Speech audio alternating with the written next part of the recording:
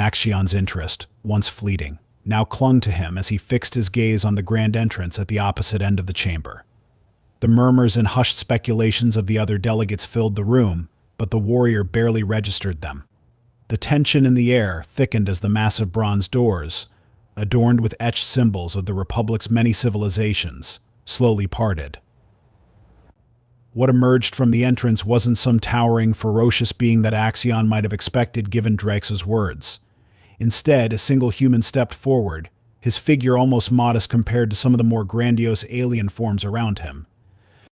John Smith, the human delegate, walked with a measured calm, his hands clasped behind his back. He wore a tailored uniform in shades of deep blue, with a simple yet elegant insignia emblazoned on his chest. Axion's eyes narrowed, scrutinizing every movement, every expression. The human looked fragile. His build, while not unimpressive, lacked the raw, imposing bulk of a Var warrior or the lithe deadliness of some other combat-ready species. His skin, a pale hue compared to the metallic sheens and radiant carapaces around him, seemed easy to pierce, easy to break. Yet there was something else, something that Axion couldn't quite pin down. A sharpness in his gaze, a steadiness in his stride that hinted at something more. Just another species of diplomats and idealists, Axion told himself, but the thought felt unconvincing even to him.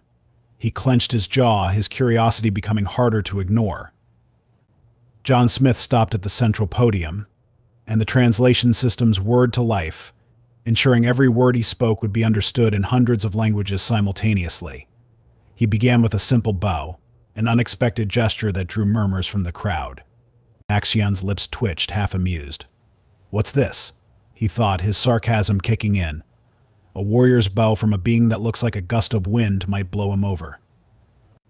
But when Smith spoke, his voice was clear, calm, and unwavering. "Esteemed delegates of the Galactic Republic," he began, his tone even but carrying a weight that surprised even Axion. "My name is John Smith, representative of Earth and humanity." There was an air of authority to him, a quiet strength that even the Var delegate couldn't ignore. Smith went on to paint a vivid picture of Earth, a world that sounded more like a training ground for warriors than the peaceful paradises many species in the chamber hailed from. He spoke of scorching deserts, Arctic wastelands, and tumultuous oceans. The climate extremes, the violent storms, the very way Earth seemed to challenge life at every turn. As Smith described this, Axion found himself nodding, almost in appreciation. It wasn't every day that he heard of a world so ruthless. He noticed how the other delegates shifted uncomfortably in their seats. Some exchanged worried glances, and a few even let out soft exclamations of disbelief. So soft, Axion thought with a hint of pride for his own species. They wouldn't last a week on Earth, it seems. But it was when Smith elaborated on humanity's adaptability that Axion began to feel a spark of genuine admiration. Humanity had not merely survived, they had thrived, developing technologies that allowed them to conquer the land, sea, and sky. They had learned to harness nature's power and bend it to their will. Adaptable, Axion mused, resourceful, stronger than they seem. As Smith continued, he began recounting humanity's history of conflict. Wars fought not only for survival but sometimes out of ambition, ideology, or greed. He described ancient empires and modern states, the weapons they built, and the devastating power they wielded. The audience, used to peaceful histories and diplomatic resolutions, recoiled at these tales of conquest and destruction. A wave of discomfort rippled through the chamber, but Axion sat forward, his interest fully piqued. They're fighters too, he realized, his admiration growing. Humanity was not a species of cowards or diplomats alone. They understood struggle, pain, and loss. In fact, they had been shaped by it. A slow smile spread across his face, baring his sharp teeth. He could almost imagine fighting alongside a human, the two of them pushing through adversity with raw determination. John Smith didn't shy away from humanity's darkness. He spoke of their capacity for cruelty and the mistakes they had made, but he balanced this with tales of innovation, art, and a relentless drive to better themselves. The presentation painted humanity as a paradox, a species of warriors and dreamers, capable of building wonders as easily as waging wars. Axion's respect solidified. In Var culture, it took more than brute strength to earn admiration. It took spirit, and humanity seemed to have it in abundance. Unconsciously, he rose to his feet, a gesture that sent ripples of confusion and alarm through the room. Delegates around him flinched, unsure of whether the warrior was about to start a conflict. A few even shielded themselves with protective energy fields. But Axion's gesture was not one of aggression. It was respect and acknowledgement from one warrior race to another. In Var culture, to stand in acknowledgement was to recognize strength, and Axion knew humanity deserved it. Perhaps this won't be so boring after all, he thought, as the human finished his speech. John Smith stepped up to the central podium, his every movement scrutinized by the watchful eyes of the delegates. To Axion, the human looked deceptively ordinary. His build was neither frail nor imposing, his uniform crisp but simple, and his face marked with lines that hinted at both age and experience. There was nothing immediately intimidating about him, yet Axion's well-trained instincts detected subtle details: power in his stride, a set jaw, and steady eyes that betrayed a quiet confidence. Another envoy come to talk about peace, Axion thought, but the warrior in him couldn't help but analyze further. His gaze caught the way Smith's hands rested easily at his sides, ready yet relaxed, like a fighter who knew how to defend himself.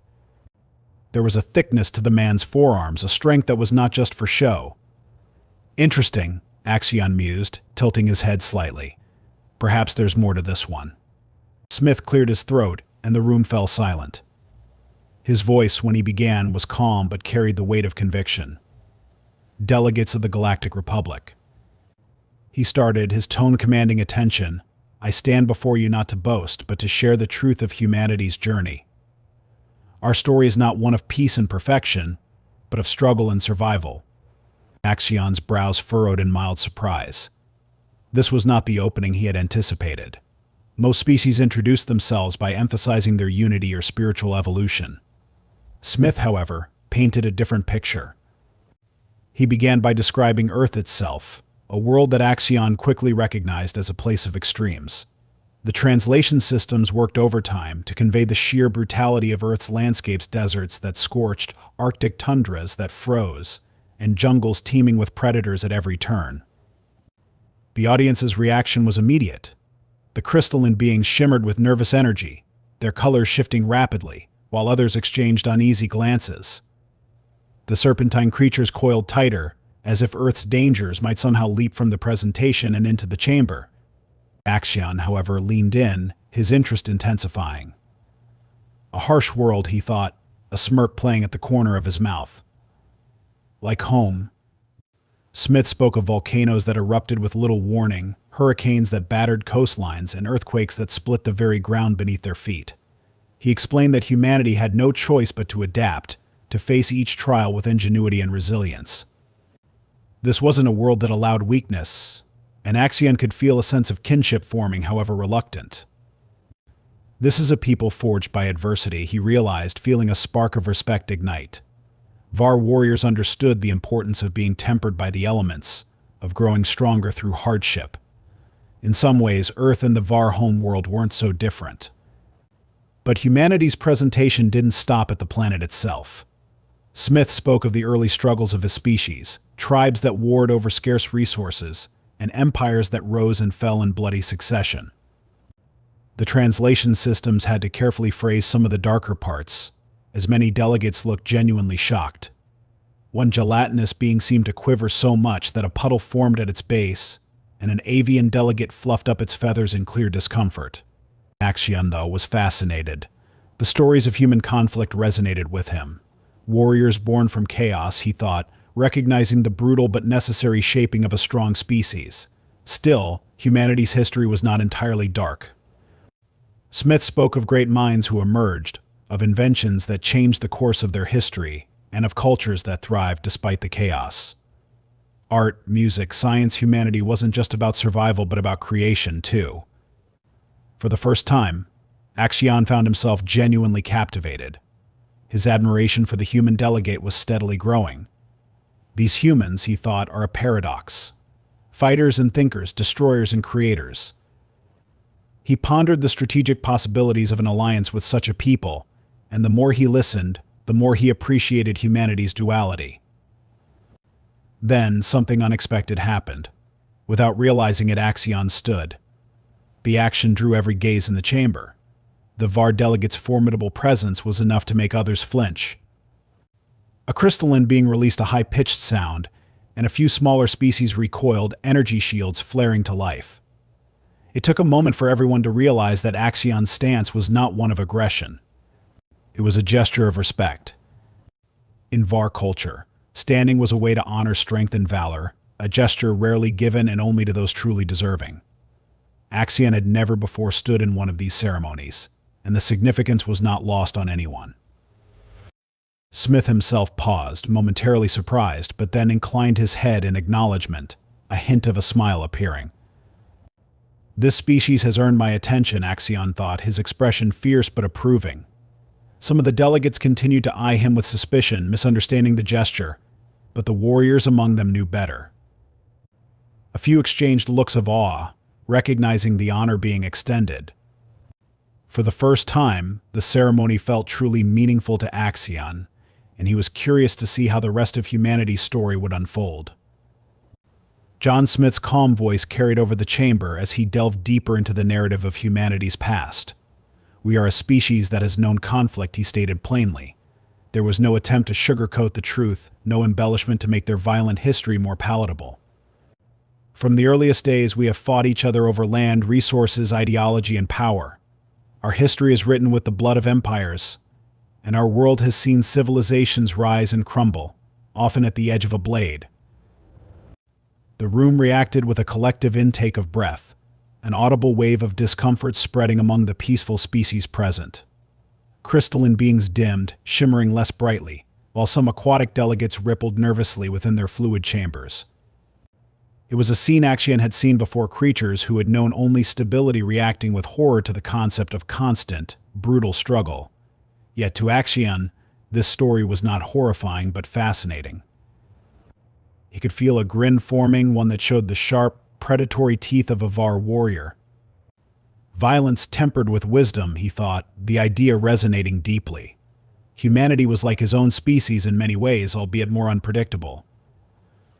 Smith continued, explaining that their capacity for war had driven them to create weapons capable of erasing entire cities, to develop tactics that could outmaneuver opponents both on land and in the stars.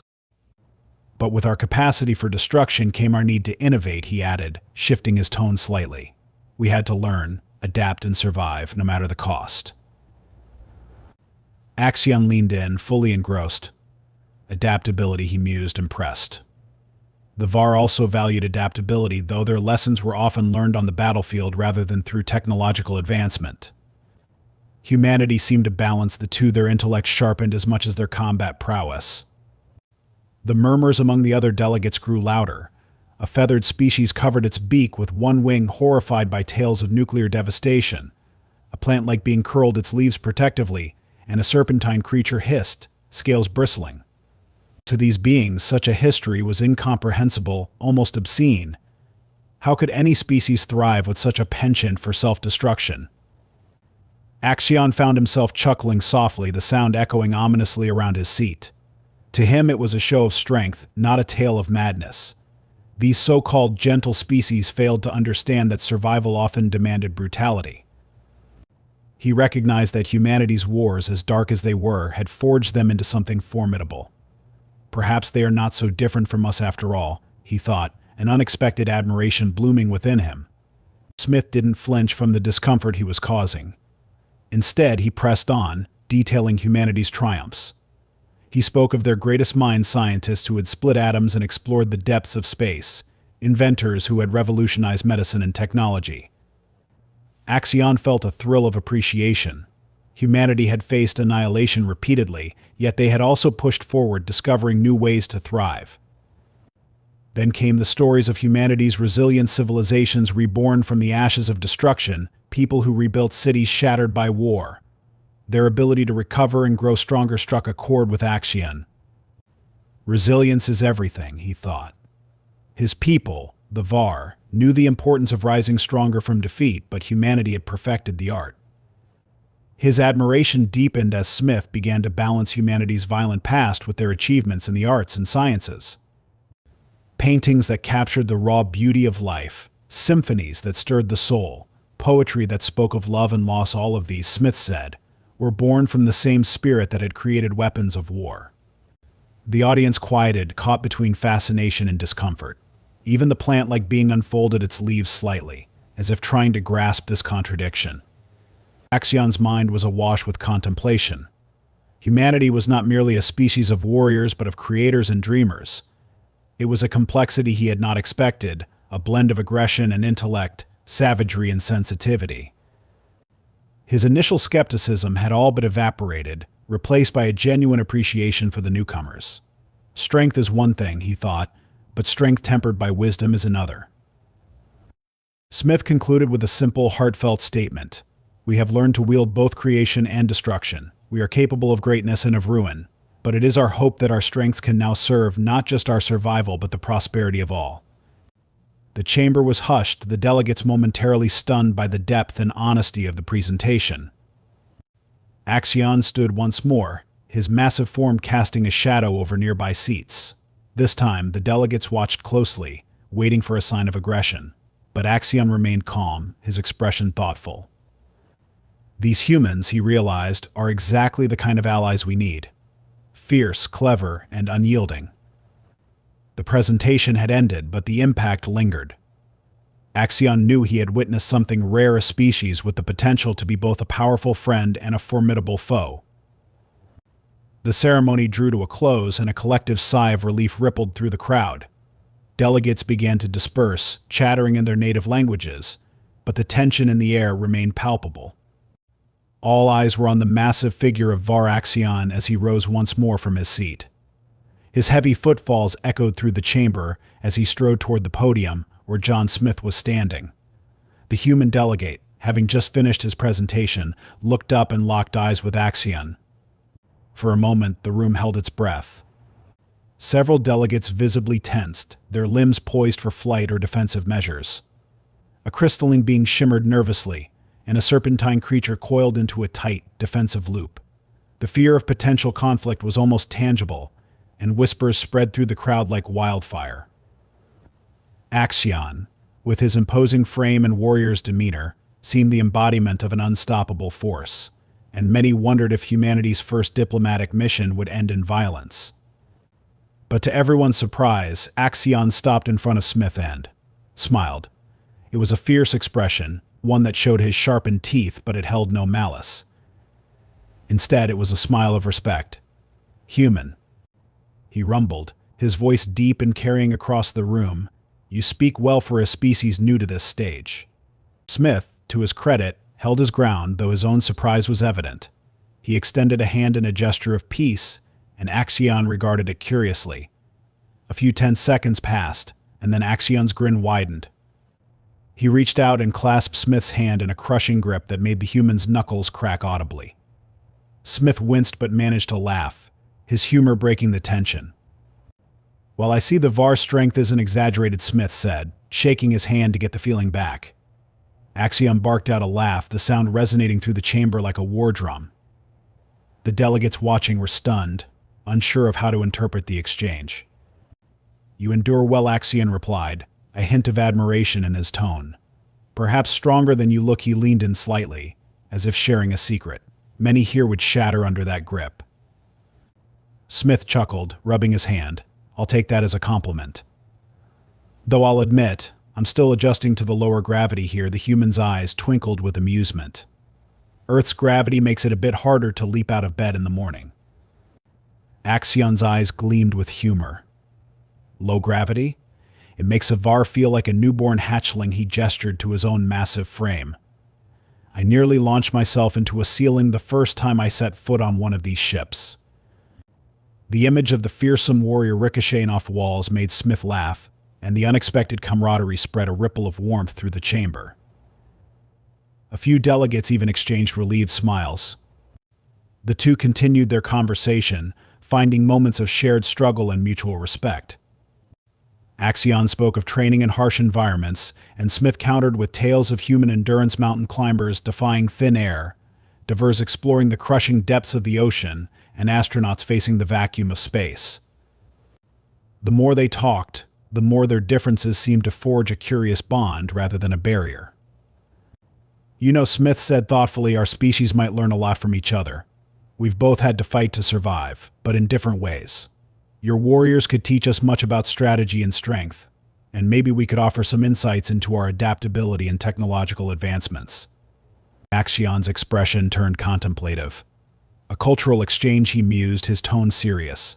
It would not be an easy thing. The Var do not often share their traditions. He paused, then grinned again. But I think the Empire might be willing to make an exception for a species with spirit. Smith's eyes lit up with hope. That's all I ask. The chance to learn from each other. To grow stronger together. He extended his hand once more, this time with a touch of earnestness. What do you say? Axion clasped his hand again, this time with a gentler grip. I will personally see to it that your proposal reaches the Empire, he declared. And perhaps in time, you will witness our war games and we will learn how your people dance with death. The idea intrigued both of them, and for the first time the future seemed bright with possibilities. As they parted ways, the delegates around them finally began to relax, the tension giving way to cautious optimism. The Var and humanity, two species of warriors, had taken their first steps toward an alliance that could reshape the galaxy. As Axion made his way back to his seat, he glanced back at Smith, a newfound respect shining in his eyes.